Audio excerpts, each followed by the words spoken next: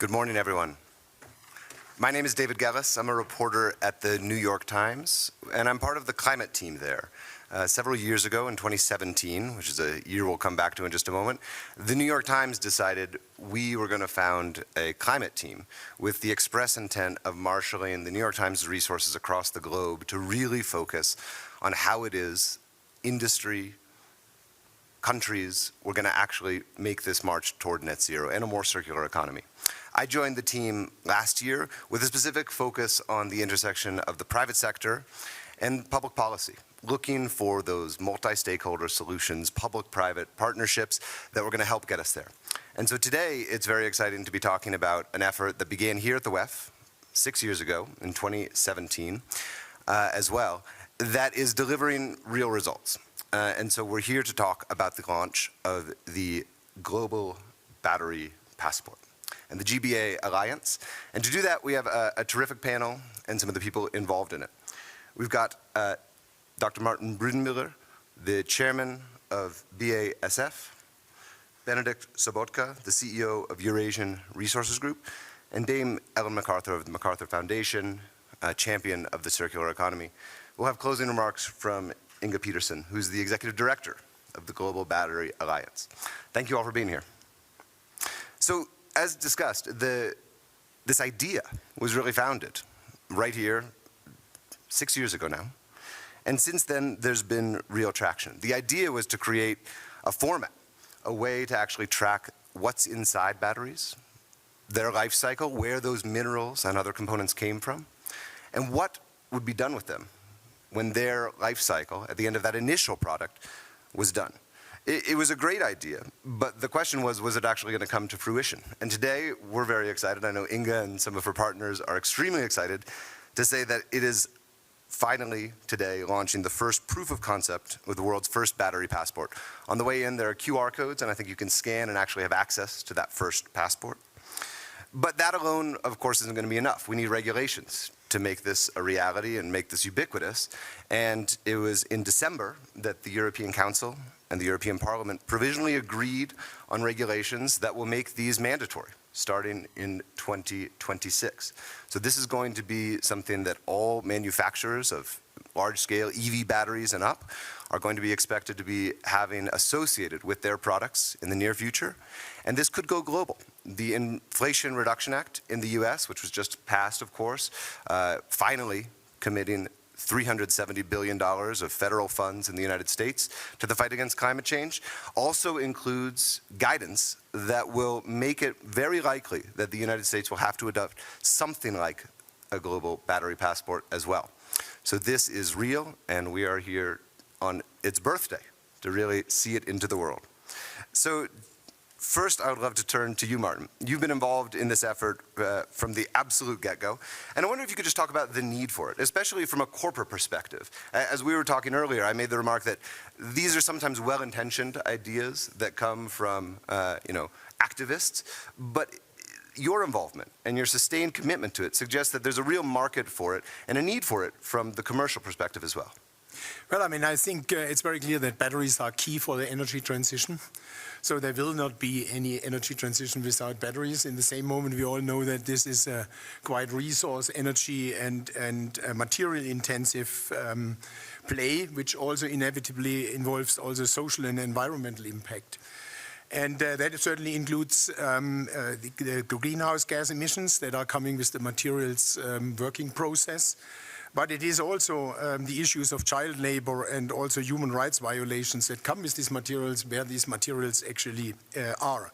We have to tackle that as an industry, as I think as society, because there will be a massive growth in this industry if we want to achieve the e-mobility targets. So we have just recently with McKinsey looked at a little bit of the data, and it looks like it is quite real that we might have growth rates of up to 30% until 2030 in this business, and involving all the whole value chain, we're talking about more than 400 billion of value and a market size of 4.7 terawatt hours of battery capacity. So there will be a lot of players involved, and it's very evident if we want to design this value chain that battery supply, sustainable battery supply, but also end-of-life strategies play a key role. And I think it is in the absolute interest of everyone to really tackle this and make this transparent. And if you think about if that is done well, what we could save actually alone in the electric mobility, more than 70 gigatons of CO2 until 2050. And we could also, if we do the recycling well, most probably save up to 90% of the CO2 that is involved in the virgin material. So that is why we actually took that up, why I think it's also, you said it was incubated in 2017 to have this idea, and it was a small group that started, and now we ended up with 130 members in the Global Battery Alliance, and they actually comprise not only foundations and government agencies, but also companies from automotive, from mining, from chemicals, and from cell manufacturers, even energy companies. So, and I think this is very clear that we have to tackle this, and this is why I'm very happy that we came along to design and have agreed on 10 guiding principles that bring transparency and also show actually how we can tackle the different important topics. And this is also why my company, as a player in this field, is strongly interested in running a sustainable value chain. And I think at the very end, it goes down to the end consumer who wants to have transparency. Indeed. Thank you very much for that. Let's drill down into the details. Benedikt, can you talk a bit more about how this actually works? You've been involved in the development. What are the actual details of this? How is it going to look from the OEM side? How are consumers and people who are curious about what's actually in what they're buying going to use this? The battery passport is a perfect example of the magic that can happen at the World Economic Forum, because what started around a little coffee table, just looking upon Lake Geneva in 2017, turned out to be bringing us to the world's largest organization in the energy storage space. So it tells you, and I encourage everyone at the forum, is to think about the coffee table as the incubator for potentially great ideas that can have a big impact. And I like the battery passport, which is the flagship initiative of the Global Battery Alliance, among a few other projects that we work on, is because it is very tangible. It delivers impact. It's not just a conversation. It's actually something that consumers will be able to use to differentiate what went into the battery, into the electric vehicle that they will be purchasing. So it gives consumers choice. They can choose a battery that has a lower or a higher CO2 footprint. They can choose a battery that contains minerals that have been mined sustainably or not. And it's that kind of pressure that is going to really have an impact, because once you give people a choice, they will make choices and they will push. In addition to what we do as the industry, we push for certain standards.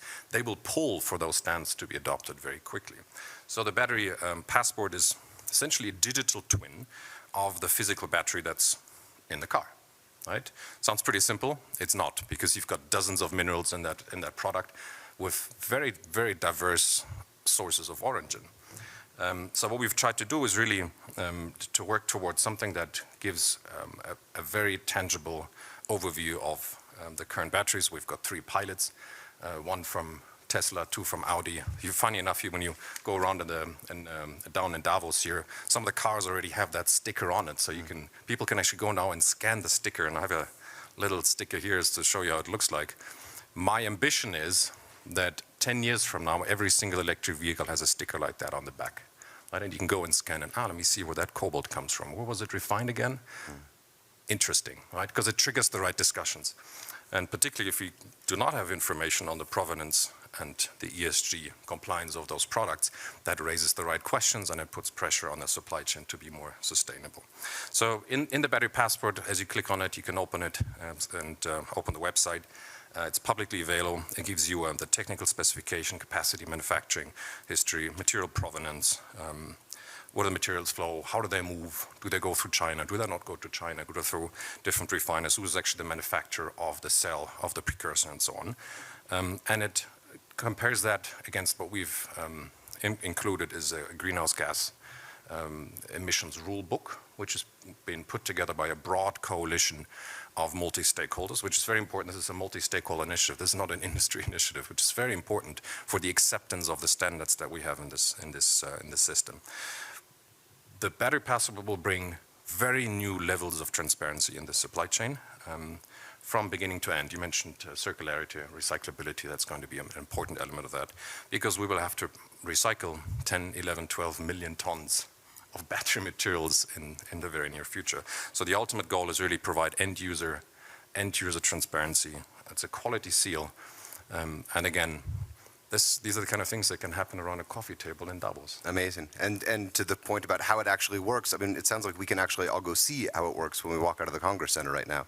Just briefly, Benedikt, you mentioned these partnerships and developing the proof of concept with Tesla and Audi.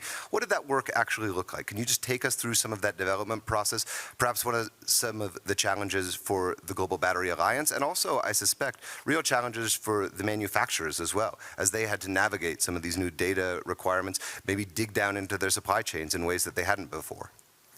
The most important challenge is that the energy storage supply chain is highly complex and it's highly globalized. I mean, a unit of a battery material may be produced in Africa, then would be shipped for refining to China, from refining to Korea, from Korea to Japan, from Japan to the US. So you would have a unit of that battery will be going around the world 2 or 3 times before it actually ends up in the vehicle. So it's very complicated, and you have a multitude of different products that go in. And of course, you have to be very clear on what kind of standards do you want to measure. Right? You cannot measure everything in the beginning. That's why we have piloted, that's why we focused on the most immediate ones, which is CSR, particularly human rights, which is a concern in some of the supply chains, and greenhouse gas emissions, because some products in a battery or some batteries have a significantly lower CO2 footprint than others. So the complexity and the globality of that has been one of the big challenges. And then, of course, agreeing on the rules.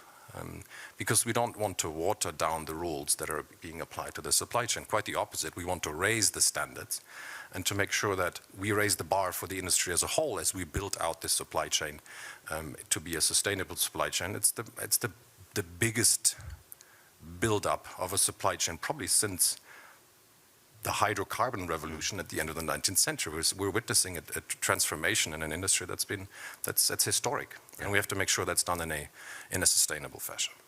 That's great. And you just mentioned things like greenhouse gases, child labor. Martin, as you and the Alliance thought about how to measure some of these very difficult metrics, how to standardize them across the globe, as we heard, standards, operations differ vastly from region to region. How did you think about creating something that could actually translate, as it were, with a passport and come up with a common set of metrics, standards that would actually be useful for consumers and OEMs going forward? Yeah, and I think this was the key, and that was the first obstacles we had to take as a group and actually get together, because we have quite some different perspectives. But that was also what the working groups did. They took all this different experience to actually define a rule set and, let's say, a manual how you do that. Because if you compare apples with pears, that doesn't help also the consumer and doesn't give the transparency. So what actually was done, and I think Benedikt just said this, there are many, many more which we have to do. So it is water usage, it is forced labor, it's biodiversity, which in the long run you have to do. But we said, what are the 2 crucial ones from our perspective? And this is really, on one hand, greenhouse gases, and the other part is the child labor issue. So we have actually, in working teams, been sitting together and have made, I think, the first real setup that is usable in both categories. That's more than 100 indicators actually on the child labor part, where you can assess how much you go back down to the root cause of that, and actually how you can assess your own performance in that respect. If you go to the greenhouse gas, also here we have, I think, developed a very comprehensive framework to calculate. It is a set of about 80 rules, a methodology how you actually tackle this and how you make this in a very comparable way, a kind of a manual. And I think it is a methodology that was broadly accepted by the players in the value chain, which is important. And as you mentioned, it looks like that this is now making its road in the European part, but I think the signs are also good that in the Canadian and in the American environment they will be adopted, and at the very end it has to be a global set. And I think this is where we are proud, because I think the first one that comes sets a little bit the standard. That might move a bit, then some other parts coming in, but I think we have actually made the first step here, and I'm very confident that the rule set as we have defined them makes its world to become really a global standard. And Martin, I'm always curious as a reporter when I hear corporations effectively welcoming more regulation, as it were, effectively asking to be forced to be more transparent. Whenever I see that, it suggests to me that there is real economic value at the end of a process like this. Can you talk about the way in which, for big companies, for big corporates, this could actually reduce costs at the end of the day, if you believe that's the case? Well, we don't embrace all kind of regulation, but there's good and bad ones. And I think in something like this, the value chain, you need that because you want also to optimize the value of your product. And that ultimately will be only maximized if actually you adhere to the standards and you have transparency to the consumers. As Benedikt said, people will make choices later, but they have to sure if they pay a higher price, that is also everything fine along the value chain. So it is in the purest interest also of the commercial player, and I think this is also one of the reasons why we moved forward. It is not an altruistic and idealistic approach only. It is also desperately needed to actually orchestrate that chain in terms of being commercial and competitive. It is very much about competitiveness because certainly the battery prices have to go down if we want to penetrate electric cars. So there is this piece on one hand going down, but you want to optimize your value. So that is one piece of regulation which we embrace. Thank you very much. Ellen, let's turn to you. You've been a champion of the circular economy, which I think several years ago might have still been sort of a somewhat foreign term to many people. I feel like it's broken through into the mainstream. And here today, we're talking about a real manifestation of regulation, of public-private partnership that is starting to bring the vision of the circular economy into reality. Can you talk about how you see something like the battery passport fitting in to this work that you've been sort of beating the drum on for so long, and where you think it goes from here? I think you need to take a step back and look at the whole economy, because I think the battery passport is a great shining light as to what's possible and what the future looks like. But when we look at the whole economy, and we've been talking about the future and what's needed, the economy has been predominantly linear. Manufacturers have been buying raw materials, making things, and then selling them. And once that product is sold, that material is lost. They have no means of recovering it, and in many cases, nor has the economy, because we don't know what sits within that product. They do. And when we look at the circular economy's three principles, we have eliminate waste and pollution, circulate products and materials for as long as possible, and then regenerate systems and nature. In order to eliminate waste and pollution, you need to not create it in the first place. And that's a design question. And that design question is crucial when it comes to the battery passport, because this whole idea is about illustrating what sits within the product. So when you illustrate what sits within the product through a passport, you know where your materials are within the world. Therefore, they have much less chance of becoming waste. Because once you've sold it and you've lost it, anyone could end up with that product. But this is about keeping the value of that battery because we understand what sits within it, and we're then able to recover the materials and feed them back into the economy. And then that sets foot into the resilience space.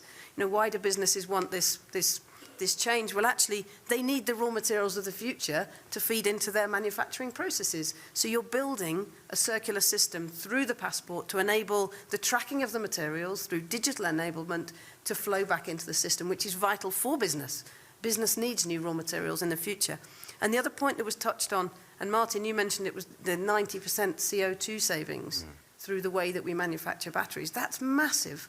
When we look at the need to shift towards a more climate-friendly economy, we always talk about the energy needs. We always talk about where does the energy come from, which is vital, which is why we have the electric cars, because we know that combustion engines are not the long-term future. But when we look at the split as to the carbon savings of that transition, 55% comes from the shift to renewables, cleaner energies, but 45% of the targets needed for that 1.5 degrees. That's how we make and use things. That's how we make and use batteries. That's how we collect materials and feed them into the economy, and that is huge. And that's everything. It's not just batteries. And I think this is a great example of using digital enablement to track materials within the economy. And this will be for everything in the future. This won't just be batteries. It'll be IT equipment. It'll be plastics. It'll be infrastructure. we need to know where those materials are to feed them back into the economy, not only from a resilience perspective, but also from an economic perspective, because you know where your stocks and flows are. And today we quite simply don't. Well, an endorsement from Dame Ellen MacArthur means a lot for anyone doing work in the circular economy or in the corporate world in general. Let's turn to Inga Petersen, who's the executive director of the Global Battery Alliance, who has really championed this work, especially over the last 9 months. Inga, could you talk to us about what some of the challenges have been, some of the learnings, and also what comes next? Because this is an important day, but it's really just the very beginning. Exactly. Thank you so much, David, and also the panelists.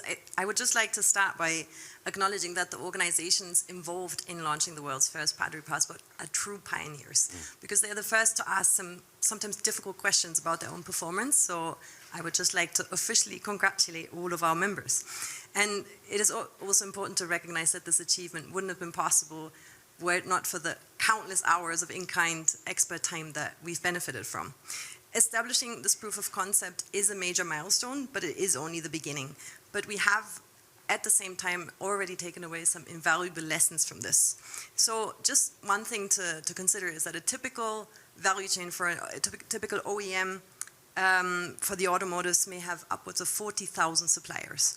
So for us to establish end-to-end value chain from cradle to gate, mine to OEM, has been a real challenge. And we were only able to overcome it due to the trust built amongst the members in the Alliance, who were all united behind that vision. And interestingly, as a result of our pilots, despite the early stage, one of our participating OEMs, for the first time, learned about the exact mines they were sourcing their cobalt from. So this immediately triggered due diligence processes if these materials were actually responsibly sourced. So despite it being a proof of concept, it's already shown its effect. I think what's important is that by creating a harmonized performance standard and framework through the rule books that Martin and Benedikt talked about, we'll really be able to make transparent supply chains the norm, creating the pathway to address the issues that are the most salient and with the urgency that they require. Another little point to make is that we've engaged battery manufacturers that represent over 50% of the global market. So that gives us confidence that these pilots can set the trend for the industry to become the new norm, really. Now, would the process of agreeing the reporting rules be more straightforward in a more homogeneous group in an industry setting? Certainly. But our members are completely committed to this multi-stakeholder concept. We will build on that and continue building out more comprehensive indicator frameworks, including streamlined indicators on circularity, for example. But critically, we also need to work on enabling interoperability with existing standards, systems, and frameworks, and addressing mission-critical issues of data governance, disclosure, commercially sensitive information, and data verification. So striking this balance between comprehensiveness, level of ambition, but also a company's ability to implement what we're designing is really the work that we're focusing on. And in this way, we'll work towards guiding consumer purchasing decisions based on product sustainability performance. So I'll just close by also thanking the World Economic Forum for writing the beginning of the GBA story, for which today we've completed the next chapter. Thank you so much. Thank you, Inga. Do we have any questions from the audience? We've got a few minutes. Yes, sir, please, in the front. When you are recycling the battery, how does battery passport will work in that case? Because material may be taken out and then again put it back. So how do you do that? So that's a question maybe Benedikt, Martin, or Inga could take, which is at the point of recycling, which is, of course, I don't know that any of the batteries clearly that have gotten the passport yet have been recycled yet, so some of this may be somewhat theoretical. What actually happens? How do you track it? And what happens to that initial battery passport? And is that next battery passport presumably on a battery that perhaps was actually made with recycled components, going to identify all that history of those materials? The battery passport assigns a unique identifiable number to each battery that's in a car. So that's a big step forward. Actually, you will actually know what kind of a battery is it, what's the chemistry, and where is it, right? How long has it been used? And where is it going to end up? So it's less of a problem today because there are very few batteries that are being recycled. Recycling today happens predominantly in the actual manufacturing process, because it's today a very wasteful process. A lot of materials are actually lost in the production of batteries. So I think it's a problem we'll have to solve a little later on. But this unique identifier will actually allow to find the battery and then recycle the batteries for its most valuable components. One of the challenges today is you actually cannot recycle a significant part of the battery, right? Because of the chemical composition, because of the materials that don't lend itself to recycling, but some you can. And I think over time we will be finding ways to recycle some of the other materials in the batteries as well. Lithium, for example, is very difficult to recycle today, whereas cobalt or aluminium is not. So it's over time we'll find a mechanism to do that, but we have a few more years to work on this until these big volumes of used electric vehicle batteries will hit the market. And I think your question was also the entry point for a new battery has to have the batches of the information where it comes from. Right. So it has to have the end point of becoming a black mass powder, which is actually engaged in the production again. So that in that respect, you can track things for a long term. And at the very end, the nickels and the cobalt will fuel many generations cars. The cars might look different, but it's always the same metal doing the job. That must be the ultimate. Battery material, or the battery with the lowest CO2 footprint, will be a recycled battery. Yeah, extraordinary. Any other questions from the audience? Can I ask one more? Please ask one more. So now, as you said, that there will be unique code. And you know that battery, particularly each manufacturer also tracks his battery, their life cycle time. Will there be any time conflict between tracking the unique code, or there will be no tracking of unique code? Is there any global agency will be tracking where this battery is going? Because then there might be conflict that the company which is using it also tracking its own battery, and a unique code which is a global code also being tracked. Well, I would say if you have to have a consistent system where the information is correct, it can go in all channels, but you can always trace it back. And this is, I think, why it is important that we have one global system and not running 4 or 5 systems, because otherwise there will be information lost. Then the material will disappear and you don't know where it came from. So that is why I think the global standardization is very important. And then certainly materials travel. You might have a car assembled in one region, it goes to another region, and the end of life is another region. So if we don't close that loop, I think we lose the information. So that must be the goal. And may I just ask a follow-up of Inga? Can you describe just very briefly where the actual data is being held and how that's being organized and how transparent that's going to be? Is it going to be open source? Is it going to be on the blockchain? Where is all this data? Because it's huge volumes that we can see is on the way. Where is it going to be held, stored, and how is it going to be accessed? Thank you. Easy question. These rules are in fact still being written. So one of the principles that we try to implement for the proof of concept is to really enable interoperability of different IT solutions, because we believe that the market will select their own instruments and there will be much competition with different systems, different IT solutions. So the GBA doesn't see itself very much in prescribing this, but we would like to excuse me, really orchestrate this ecosystem that the different solutions can talk to each other, issue comparable information, and consistently report against the same rules so that we can benchmark it. Okay. Yeah, more work ahead, clearly. Still to be done. We have one more question in the back. Thank you. Could you just talk a little bit more about the pilot with the pilots with Tesla and Audi, what that entails? Yeah. Well, I passed that question to Inga. She's been intricately involved in those pilots. But clearly, Tesla and Volkswagen Group, I think they're by far the largest electric vehicle manufacturers. So to have them in the pilots, I think, is a testimony of the relevance of the GBA, and as the industry is galvanizing around these standards. So please, Inga. Yeah, we basically had these companies involved alongside non-governmental members, international organizations, governments, to first define the rules against which they need to be assessed. In terms of the pilot participation, this was open to all of our members.